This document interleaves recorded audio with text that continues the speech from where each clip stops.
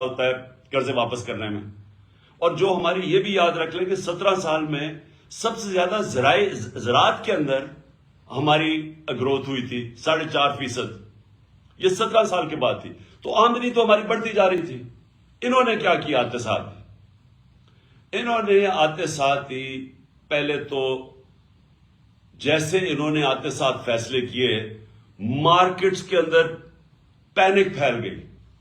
Markets نے وہ بڑی تیزی سے دیکھتی ہیں کہ ان کے پاس تو کوئی پلان ہی نہیں لے کے آئے. ان کے پاس تو کوئی پلان ہی نہیں ہے کہ پیسے واپس کیسے کرنے ہیں. اور جیسے یہ ہوا ہماری وہ گرنی شروع ہو گئی، ہماری مارکیٹ کے اندر روپیہ گرنا شروع ہو گیا، اور مارکیٹس پیچھے ہٹنا شروع ہو گئی. اور یہ میں نے پہلے 1 جون کو انٹرویو دیا تھا اس کو سمیع ابراہیم کو، جس میں نے کہا تھا کہ کیونکہ ان کے پاس اب پلان نہیں ہے، مجھے خطرہ یہ ہے کہ یہ ملک کو ادھر لے کے جا رہے ہیں کہ اگر اکانومی سکڑنی شروع ہو گئی تو ہم اپنے قرضے واپس نہیں کر سکیں گے. اور میں نے تب پریڈکٹ کیا تھا، یہ آپ سے تقریباً آپ سوچتے 6 مہینے پہلے، کہ یہ جس طرح جا رہے ہیں یہ ملک کو ڈیفالٹ کی طرف لے کے جا رہے ہیں. اور ڈیفالٹ کا آپ اندازہ نہیں لگا سکتے کہ خدا نہ خواستہ ہم ڈیفالٹ کر جائیں تو ملک ادھر پیچھے چلا جائے گا. اور اگر کسی نے بیل آؤٹ بھی کرنا ہوا تو پاکستان کا جو سیکیورٹی ہے، نیشنل سیکیورٹی، وہ خطرے میں چلی جائے گی. تو بڑا انہوں نے شور مچایا کہ جی دیکھیں عمران خان کو غدار مجھے کہہ دیا، اور اسمبلیوں میں بڑا شور مچایا. تو آج ساری دنیا کہہ رہی ہے کہ ہم ڈیفالٹ کی طرف جا رہے ہیں. انہوں نے 7 مہینے کے اندر ملک سے جو کیا ہے وہ دشمن بھی نہ کرے. سب سے پہلے تو جو کیپیسٹی تھی پیسے واپس قرضے واپس کرنے کی، وہ گرنی شروع ہو گئی. ایکسپورٹس گرنی شروع ہو گئی. ریمیٹنسز تھی وہ گرنی شروع ہو گئی. انہوں نے جب ڈالر کو روکا، اس کی جو اصل ویلیو ہے، تو جو ڈفرنس تھا ڈالر میں اور مارکیٹ ریٹ میں، جو آفیشل ریٹ اور مارکیٹ ریٹ میں جتنا وہ بڑا، ریمیٹنسز گرنی شروع ہو گئی. اوورسیز پاکستانیز کا اعتماد اٹھ گیا. اور اس کے بعد آج یہ حالات ہے کہ انٹرنیشنل مارکیٹس کا اعتماد اٹھ گیا. جو سی ڈی ایس ایک ہوتا ہے کہ پاکستان کی کیپیسٹی قرضے واپس کرنے کی، یہ جو سی ڈی ایس، یہ ہمارے دور میں 5% تھا کہ خطرہ ہے کہ پاکستان قرضے واپس نہیں کر سکتا، وہ 5% تھا. آج 100% سے اوپر چلا گیا. کہ مطلب یہ کہ باہر کی دنیا اب سمجھتی ہے کہ پاکستان قرضے واپس نہیں کر سکتا، ڈیفالٹ کی طرف جا رہا ہے. اور دوسری طرف 88% پاکستان کی بزنسز یا انویسٹرز نے کہا ہے کہ ان کو اس حکومت پہ اعتماد نہیں ہے. تو نہ اندر اعتماد ہے، نہ باہر کے ملکوں کو اعتماد ہے. اور ان کے پاس اب روڈ میپ کیا ہے کہ اب ان کے پاس کیا طریقہ ہے کہ ملک کو ادھر سے نکالیں گے؟ کوئی روڈ میپ نہیں ہے. ان کے پاس آج جو اسحاق ڈار نے آ کے شروع میں کہا میں موڈیز کو بھی ٹھیک کر دوں گا تو آئی ایم ایف کو بھی ٹھیک کر دوں گا، آج وہ چپ کر کے بیٹھ گیا ہے. کیونکہ کوئی باہر سے لوگ ان پاکستان میں نہ انویسٹ کریں گے، نہ باہر کے کمرشل بینکس پاکستان کو قرضے دیں گے، کیونکہ پاکستان کا جو رسک ہے اب ڈیفالٹ کی وہ 100% سے بڑھ گئی ہے.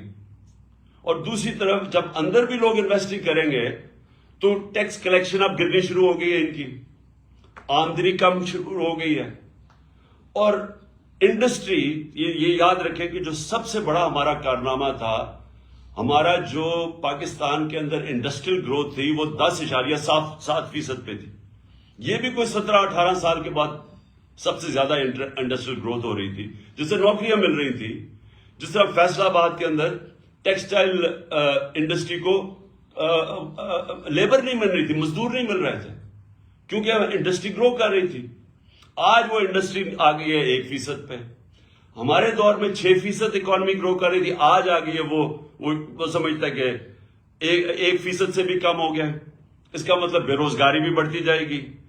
اور اس کے اوپر جو زراعت ہے، جو کسان ہیں، آج کسان سڑکوں کے اوپر تھے. کیوں تھے؟ کیونکہ کسانوں کے اوپر جو چیزیں ہم نے جو ان کا فائدہ آیا تھا، ہم نے جو کسانوں کو پیکج دیا تھا، جس سے ہم نے انشور کیا تھا کہ ان کے جو ان کو منافع ہو، ان کی آمدنی بڑھے. ہم نے جو شوگر ملز کو دبایا تھا کہ آپ نے صحیح ٹائم پہ کرشنگ کرنی ہے، پھر کسان کو صحیح ٹائم پہ پیسے دینے ہیں اور پورے پیسے دینے ہیں، تو اس کی وجہ سے جب کسان کی آمدنی بھی بڑھی اور اس کے بعد اس کے پاس جب پروفٹس ہوئے اس نے اپنی زمین پہ لگایا. اس لیے ہمارے زراعت میں 4 بمپر کراپس ہوئی تھی، جو مین 2 سال جو مین ہماری جو ہماری کراپس ہیں. تو آج کسان اس لیے رو رہا ہے کہ ڈیزل کی قیمت کہاں سے کہاں چلی گئی. اور میں ڈیزل کا یہ بھی بتا دوں کہ ڈیزل اور پٹرول ہمارے دور میں 150 روپے کے اوپر 1 لیٹر تھا. اور یاد رکھیں انٹرنیشنل مارکیٹ کے اندر اس وقت تیل کی قیمت 105 سے 110 ڈالر تھی پر بیرل. آج وہ نیچے آ کے 80 پہ پہنچ گئی ہے، 80-81 پہ. اور آج ڈیزل پہنچ گیا ہے 235 پہ، پٹرول پہنچ گیا 240 پہ یا 44 ہے. روپیہ ہمارے دور پہ جب انہوں نے نو کانفیڈنس کیا تھا تو 178 کا ڈالر تھا. آج ان کی آفیشل ریٹ کو چھوڑے مارکیٹ کے اندر 245-250 روپے پہ ڈالر نہیں مل رہا. تو ہوا کیا اس سے جو قیمتیں ہیں، جو ساری کاسٹ ہے وہ اوپر چلی گئی ہیں. 50 سال میں سب سے زیادہ مہنگائی ہوئی ہے. مہنگائی کی وجہ سے اسٹریٹ کرائم بڑھ گئی ہے. آپ پوچھیں ہر جگہ گاڑی، موٹر سائیکل گاڑی سنیچ کرنے کے لیے یہ ہر جگہ اسٹریٹ کرائم بڑھ گئی ہے، کیونکہ مہنگائی بھی بڑھ رہی ہے اور بے روزگاری بھی بڑھ گئی ہے. تو کہنے کا مقصد یہ ہے کہ ہمارے لیے تو کوئی نقصان نہیں ہو رہا، گالیاں تو ان کو پڑ رہی ہیں، لیکن ملک بیٹھتا جا رہا ہے. اور ہم اگر ابھی اپنے ملک کے لیے الیکشنز کی طرف نہیں جاتے تو پولیٹیکل سٹیبلٹی نہیں آنے لگی. جب تک پولیٹیکل سٹیبلٹی نہیں آئے گی اکانومی سٹیبلائز نہیں کرے گی. اور ان کے پاس کوئی طریقہ نہیں ہے اب اکانومی کو سٹیبلائز کرنے کا یا انویسٹمنٹ لانے کا یا کوئی مدد کرے باہر سے. لہذا یہ جو ہم اسمبلیز کا ہم نے فیصلہ کیا ڈیزالو کرنے کا، اس کا سب سے پیچھے مقصد پاکستان ہے کہ ہمارے ملک کی اس وقت ضرورت ہے کہ ہم جلدی سے الیکشن میں جائیں، اس لیے کہ ایک سٹیبل گورنمنٹ جب آئے گی، جب مارکیٹس کو باہر بھی اندر بھی اعتماد ہوگا کہ اب حکومت آ گئی ہے 5 سال کے لیے، تو اس کے بعد وہ سٹیبلائز ہو جائے گا اور پھر اگلے لوگ پلاننگ کریں گے. جو سرمایہ کار ہے، جو انویسٹر ہے، وہ یہ ہمیشہ سوچتا ہے کہ میں اگر اپنا پیسہ لگاؤں گا تو ملک میں 1 سال 2 سال 3 سال کے بعد کیا ہوگا، کیونکہ ایک دم تو اس کو نفع نہیں ملنا شروع ہوتا. تو جب اس کو اعتماد ہی نہیں ہوگا کہ یہ گورنمنٹ کتنی دیر چلے گی، آگے کیا ہوگا، تو وہ پھر پیسے روک کے بیٹھ جاتا ہے، جو آج پاکستان میں ہوا ہے. تو اس لیے الیکشنز کروانے تاکہ پولیٹیکل سٹیبلٹی سے ہماری اکانومی سٹیبلائز ہو. دوسرا مسئلہ کیا ہے؟ دوسرا مسئلہ ہے صوبوں کے اندر. ہماری جو صوبائی حکومتیں ہیں، ابھی کے پی کے والوں سے بھی میری بات ہوئی ہے، وہاں محمود خان سے، یہاں پنجاب کی یہ بیٹھے ہوئے ہیں آپ کے سامنے محسن نگاری، یہ آپ کو بتائیں گے حالات کیا ہے. پنجاب میں غالباً 176 ارب روپے کی شارٹ فال ہے جو انہوں نے سینٹر نے دینی تھی، نہیں دی. پختونخوا چھوٹا سا صوبہ ہے، وہاں 120 ارب روپے انہوں نے دینے تھے، وہ شارٹ فال آ گئی ہے سینٹر سے. اور یہی آج گلگت بلتستان میں چلے جائیں تو وہاں کے چیف منسٹر کہہ رہے ہیں، آزاد کشمیر میں چلے جائیں تو وہاں کے پرائم منسٹر کہہ رہے ہیں کہ پیسے نہیں دے رہا سینٹر. میں نے سنا بلوچستان کے اندر بھی یہی مسئلہ ہے، وہ بھی کہہ رہے ہیں کہ ان کو جو سینٹر سے پیسے ملے وہ نہیں ملے. پختونخوا چھوٹا صوبہ ہے، وہاں بھی یہ مسئلہ آ گیا، وہ اپنے لوگوں کی سیلریز نہیں دے سکتے، پروجیکٹس رک گئے ہیں وہاں.